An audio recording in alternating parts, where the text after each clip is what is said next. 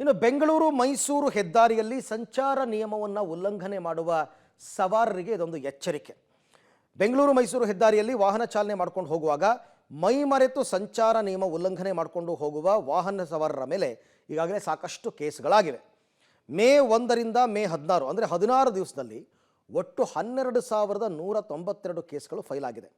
ಬೆಂಗಳೂರು ಮೈಸೂರು ಹೆದ್ದಾರಿಯಲ್ಲಿ ಅಳವಡಿಸಿರುವ ಕ್ಯಾಮೆರಾ ಕಣ್ಣಿನಲ್ಲಿ ಸೆರೆಯಾಗಿರುವ ದೃಶ್ಯಾವಳಿಗಳ ಆಧಾರದ ಮೇಲೆ ಈ ಕೇಸ್ಗಳನ್ನು ದಾಖಲು ಮಾಡಲಾಗಿದೆ.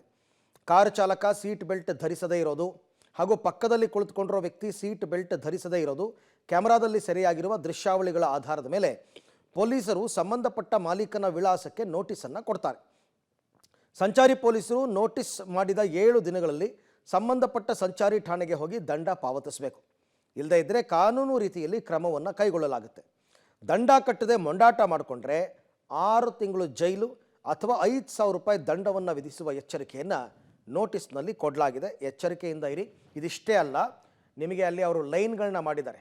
ಅಂದರೆ 60, 80, 100 ಈ ಸ್ಪೀಡ್ನಲ್ಲಿ ಹೋಗ್ತಕ್ಕಂಥದ್ದು ಲೇನ್ಗಳನ್ನ ಮಾಡಿದ್ದಾರೆ.